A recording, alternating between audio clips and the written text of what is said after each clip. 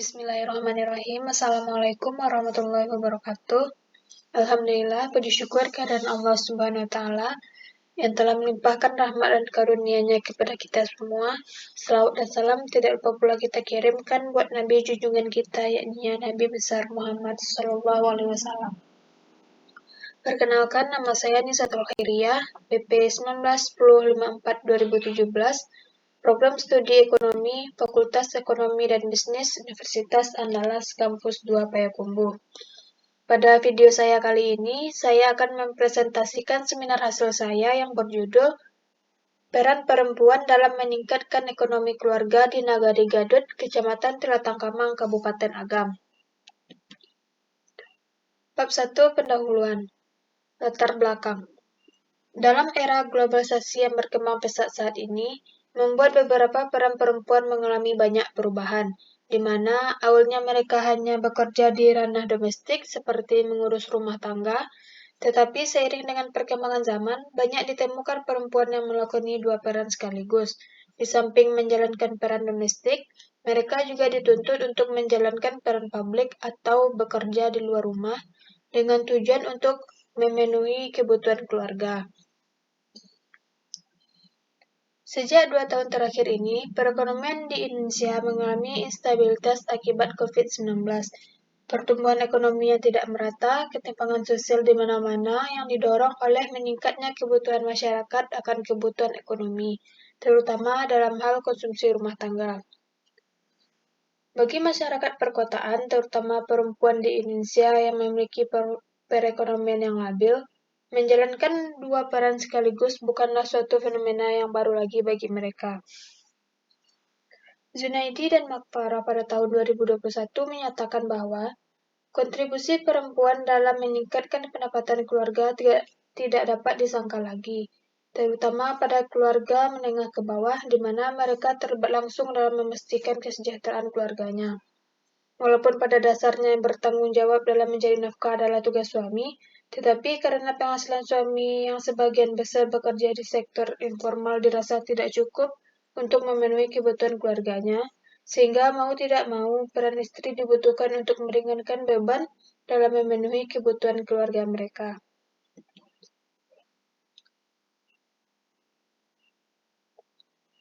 Peran perempuan dalam keluarga tidak hanya ditemukan di kalangan masyarakat perkotaan, namun juga di masyarakat pedesaan dan di daerah pedalaman, di mana sebagian besar masyarakatnya berpendidikan rendah.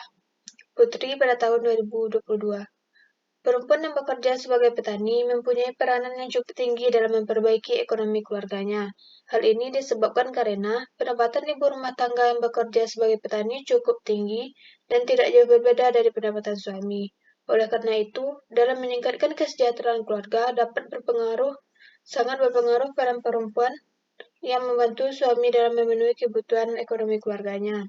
Ada beberapa faktor yang membuat perempuan akhirnya memutuskan untuk bekerja di sawah, di antaranya adalah karena faktor ekonomi, pendidikan, sosial, dan budaya. Tindangan dan kawan-kawan pada tahun 2020. Dilihat dari kehidupan rumah tangga saat ini, terutama rumah tangga yang ekonominya rendah, cukup sulit jika dalam sebuah keluarga hanya mengandalkan penghasilan dari suami. Karena tujuan dari sebuah keluarga selain untuk keharmonisan adalah mendapatkan kesejahteraan dalam kehidupan rumah tangganya. Dengan banyaknya kebutuhan yang harus dipenuhi, tidak akan tercukupi jika hanya mengandalkan pendapatan suami. Terlebih pada saat masa pandemi saat ini, kebutuhan tidak hanya bahan pokok dan biaya sekolah, namun juga biaya untuk kelancaran berkomunikasi serta mengakses banyak hal lainnya.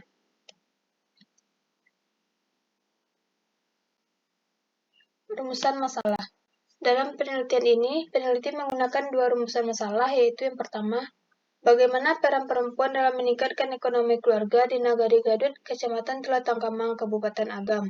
Yang kedua, mengapa faktor ekonomi, faktor pendidikan, faktor sosial dan budaya mempengaruhi perempuan untuk bekerja sebagai petani di Nagari Gadut, Kecamatan Tilatangkamang, Kabupaten Agam.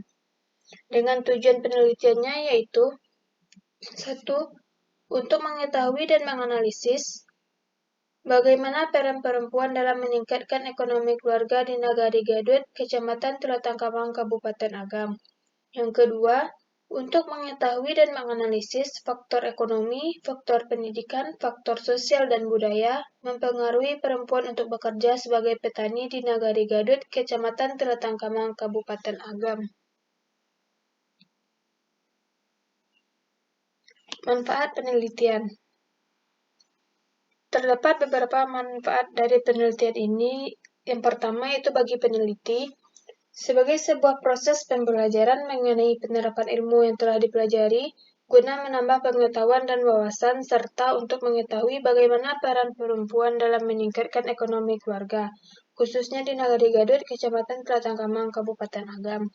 Yang kedua, bagi masyarakat, penelitian ini diharapkan mampu memberikan penjelasan informasi mengenai peran perempuan dalam meningkatkan ekonomi keluarga.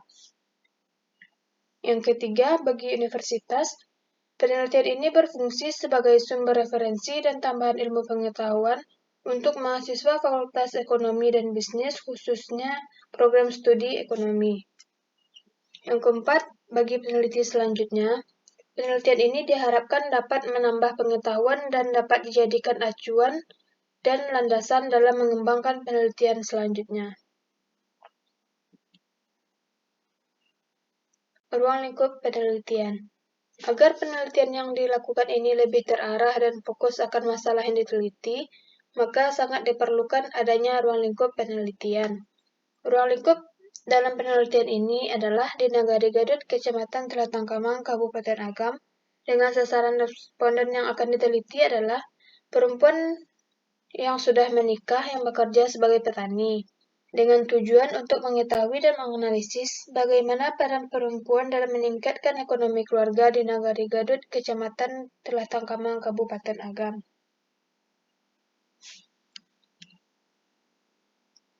Bab 2 Tinjauan Pustaka 2.1 Peran Perempuan. Menurut Soekarno pada tahun 2009, peran merupakan status atau kedudukan yang berlangsung secara statis, yang terjadi ketika seseorang menjalankan tugas dan melaksanakan kewajibannya sesuai dengan kedudukannya. Peran sering diartikan sebagai fungsi yang dikaitkan dengan perilaku yang diharapkan dari seseorang. Peran perempuan secara umum terbagi dua, yaitu yang pertama peran domestik dan yang kedua peran publik. Peran domestik adalah peran yang berkaitan dengan kegiatan perempuan di dalam rumah seperti mengurus rumah tangga, sedangkan peran publik adalah peran seorang perempuan yang dilakukan di luar rumah tangganya. Berbeda dengan peran domestik, ketika seorang perempuan menjalankan peran publiknya, maka akan menghasilkan sebuah pendapatan. Zunaidi dan Magfirah pada tahun 2021. Menurut Nadir dan kawan-kawan pada tahun 2022, mengatakan bahwa istilah kata perempuan menurut Kamus Besar Bahasa Indonesia dideskripsikan sebagai orang yang bisa hamil, melahirkan, dan menyusui, serta mengalami menstruasi.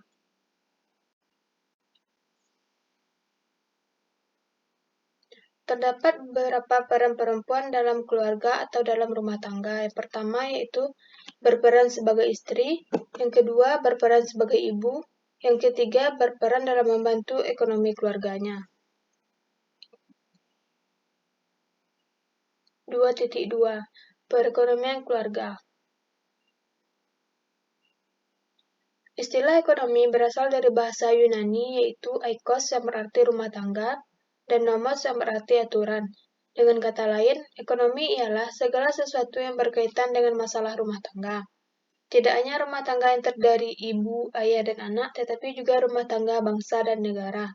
Hasriani dan Aisfar pada tahun 2020. Ilmu ekonomi dapat dibagi menjadi dua, yaitu ilmu ekonomi mikro dan ilmu ekonomi makro.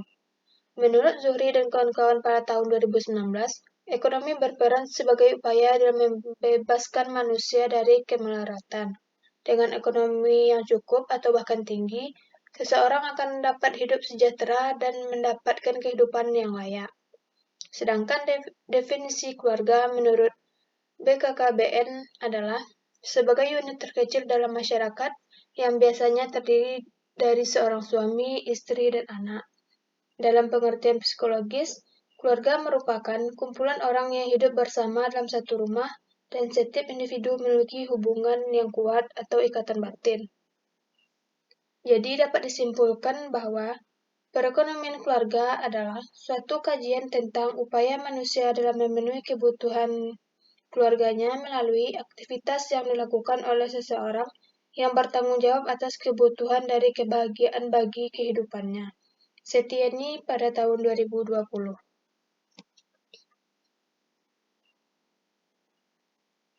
Ada beberapa hal yang dialami oleh perempuan dalam menjalankan peran dalam pengelolaan ekonomi keluarga. Rohmelawati pada tahun 2020 yaitu yang pertama, kemampuan untuk memenuhi kebutuhan dasar secara kritis. Yang kedua, kemampuan menganalisis secara kritis terhadap berbagai usaha atau karya yang dilakukan.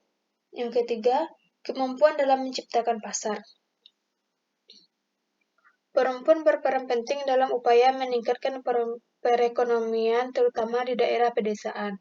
Namun demikian, dengan rendahnya tingkat pendidikan menyebabkan kurangnya kreativitas yang dimiliki perempuan, termasuk keahlian dan keterampilan untuk mengembangkan diri ke arah yang lebih baik. Mustafa pada tahun 2022. 2.3 Kesejahteraan keluarga. Menurut Noto Widakdo pada tahun 2016, sejahtera adalah aman, sentosa, dan makmur, selamat, artinya terlepas dari segala gangguan kesukaran dan sebagainya. Dengan terpenuhinya kebutuhan keluarga merupakan salah satu indikator kesejahteraan keluarga yang baik. Menurut KBBI, kesejahteraan keluarga memiliki 4 arti, yaitu keadaan yang baik, kondisi manusia, di mana orang-orangnya dalam keadaan makmur, dalam kesehatan, dan damai. Sedangkan dalam ekonomi, sejahtera dihubungkan dengan keuntungan benda, di mana seorang individu dikatakan sejahtera apabila segala kebutuhannya terkait benda primer maupun sekunder sudah dapat terpenuhi. Menurut Undang-Undang Nomor 11 Tahun 2009 tentang Kesejahteraan Sosial, adalah kondisi terpenuhinya kebutuhan material, spiritual, dan sosial warga negara agar dapat hidup layak dan mampu mengembangkan diri, sehingga dapat melaksanakan fungsi sosialnya.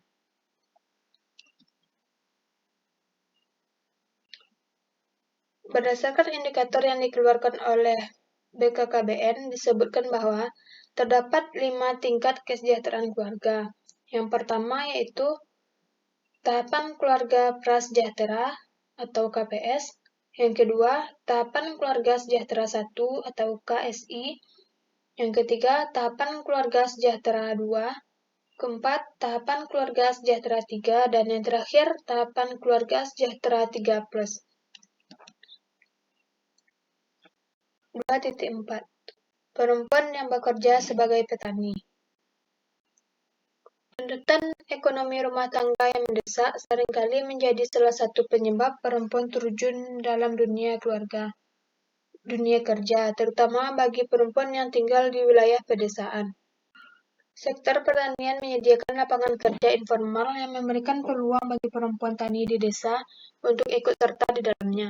Melihat kondisi tersebut, diperlukan suatu langkah yang strategis untuk meningkatkan kapasitas perempuan tani di sektor pertanian, sehingga mampu mendorong kemampuan dan memberikan peluang usaha sebagai upaya mengembangkan pertanian di berbagai lini yang ada.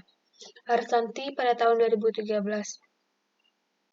Dengan keterlibatan perempuan dalam menopang perekonomian keluarga, maka kesulitan dalam memenuhi kebutuhan hidup akan dapat dikurangi. Karangan pada tahun 2017. Pada umumnya, peran perempuan atau istri secara ekonomi hanya menambah penghasilan keluarga dalam memenuhi kebutuhan. Ada beberapa faktor yang mendorong seorang istri untuk mencari tambahan penghasilan, di antaranya yang pertama karena alasan ekonomi, yang kedua mengangkat status diri agar memperoleh kekuasaan yang lebih besar, yang ketiga motif intrinsik untuk menunjukkan eksistensi yang mampu berprestasi dalam keluarga, yang keempat Perempuan sebagai tulang punggung keluarga. Begitu banyak faktor yang menyebabkan perempuan untuk memasuki dunia kerja dengan berbagai alasan dan keadaan keluarga yang tidak memungkinkan jika hanya berdiam diri di dalam rumah dan mengurus rumah tangganya. Berikut beberapa alasan perempuan di daerah pedesaan memilih bekerja sebagai buruh tani, antara lain: yang pertama, karena faktor ekonomi. Faktor ekonomi merupakan hal yang sangat penting dan berpengaruh dalam kehidupan rumah tangga, sehingga faktor ekonomi seperti kemiskinan menjadi faktor penyebab terbanyak perempuan memasuki dunia kerja. Suwarni dan Wahyuni pada tahun 2020. Kemiskinan bukan hanya hidup dalam kekurangan uang dan tingkat pendapatan rendah, tetapi juga dapat dilihat dari tingkat kesehatan, pendidikan. Kemiskinan dibagi menjadi dua, yaitu kemiskinan absolut dan kemiskinan relatif. Selain kemiskinan juga disebabkan oleh kurangnya pendapatan suami dan tidak terpenuhinya kebutuhan akan sandang, papan, dan pangan yang mendorong ibu rumah tangga untuk ikut bekerja dan meringankan beban suami. Yang kedua, faktor pendidikan. Rendahnya tingkat pendidikan dan keterampilan menjadi penghambat untuk mendapatkan pekerjaan di luar sektor pertanian, khususnya sektor industri. Christina pada tahun 2010. Selain itu, rendahnya kesadaran akan pentingnya pendidikan juga mengakibatkan rendahnya tingkat pendidikan perempuan petani. Rendahnya pendidikan formal yang dimiliki perempuan petani akan sangat mempengaruhi keterampilan dan sikap, serta kemampuan mereka dalam menyerap informasi dan teknologi, sehingga akses untuk mendapatkan pekerjaan yang lebih baik akan sangat terbatas. Naseha pada tahun 2018.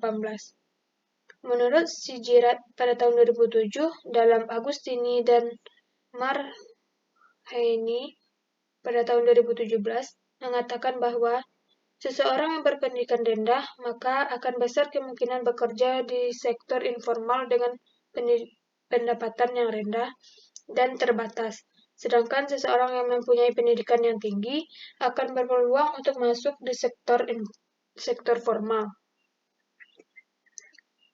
Faktor yang ketiga yaitu faktor sosial dan budaya.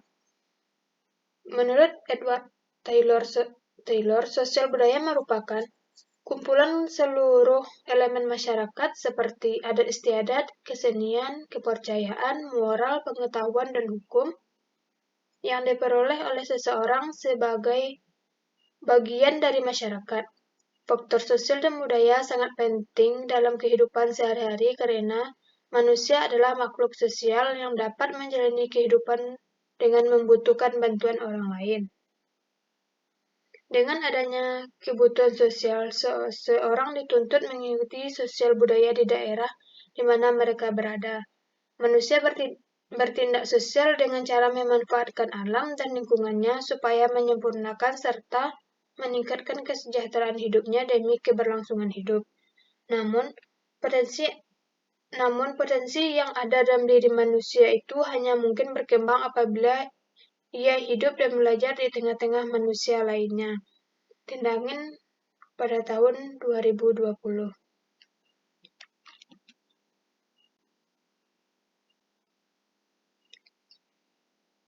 Penelitian terdahulu. Yang pertama yaitu penelitian oleh Maggie Tindangen dan kawan-kawan pada tahun 2020 dengan judul penelitian yaitu Peran Perempuan dalam Meningkatkan Ekonomi Keluarga, Studi Kasus Perempuan pekerja sawah di Desa Lemo Barat, Kecamatan Tamboriri Timur. Yang kedua, penelitian yang dilakukan oleh Rohmelawati pada tahun 2020 dengan judul penelitian yaitu Peran Perempuan dalam Meningkatkan Sektor Ekonomi Keluarga, Studi Kasus Petugas Kebersihan Jalan Perempuan. Yang ketiga, penelitian oleh Leni Syafiatun Nuriyah pada tahun 2022 dengan judul penelitiannya yaitu Peran ibu rumah tangga dalam meningkatkan perekonomian keluarga di Desa Glagah, Kabupaten Probolinggo. Yang keempat, penelitian yang dilakukan oleh Yuyun Susanti dan Rita Patonah tahun 2020 dengan judul Peran Perempuan Terhadap Penguatan Ekonomi Keluarga di Kabupaten Ciamis. Yang kelima, penelitian yang dilakukan oleh Eduardo Ramirez dan Ruben pada tahun 2015, yaitu pada perempuan yang bekerja di industri salmon di Chili. Dan yang terakhir yaitu penelitian Zuhri dan kawan-kawan pada tahun 2019 tentang peran perempuan dalam rumah tangga. Kerangka konseptual. Di sini terdapat kerangka konseptual yaitu yang pertama, peran perempuan bekerja sebagai petani, ekonomi keluarga, dan kesejahteraan keluarga.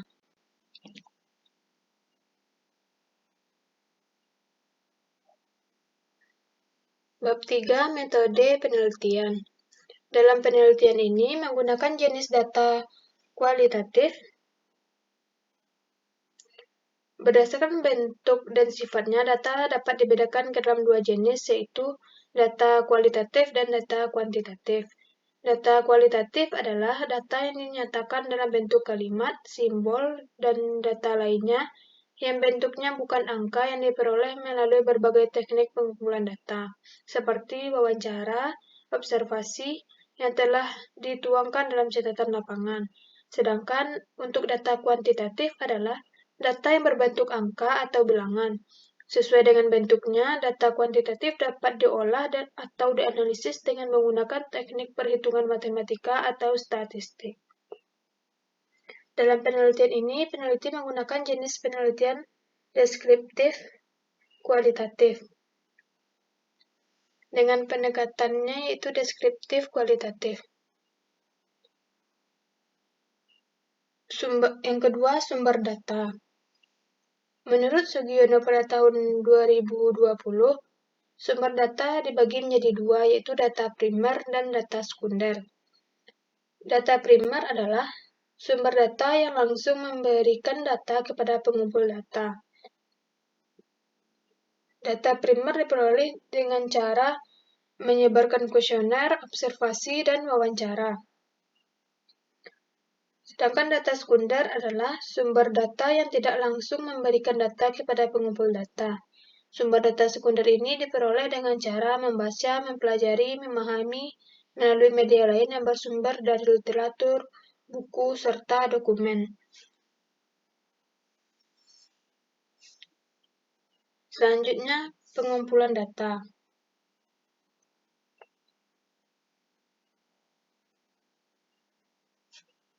Menurut Sugiono pada tahun 2020, teknik pengumpulan data adalah penelitian lapangan yang dilakukan dengan cara mengadakan peninjauan langsung pada instansi yang menjadi objek untuk mendapatkan data primer dan sekunder. Dalam penelitian ini, teknik pengumpulan data yang digunakan yaitu metode observasi atau pengamatan, yang kedua metode wawancara, yang ketiga metode kuesioner, dan yang keempat yaitu dokumentasi. Selanjutnya, populasi dan sampel. Menurut Sugiono tahun 2020, populasi adalah wilayah generalisasi yang terdiri atas objek yang mempunyai karakteristik atau kualitas tertentu yang telah ditetapkan oleh peneliti untuk dipelajari kemudian ditarik kesimpulannya. Sedangkan menurut Zuriyah pada tahun 2000, populasi adalah seluruh data yang menjadi perhatian peneliti dalam suatu ruang lingkup dan waktu yang telah ditentukan. Populasi dalam penelitian ini adalah perempuan yang bekerja sebagai petani yang ada di Nagari Gadut, Kecamatan Telatangkamang, Kabupaten Agam. Dengan teknik pengambilan sampelnya yaitu incidental sampling. Analisis data.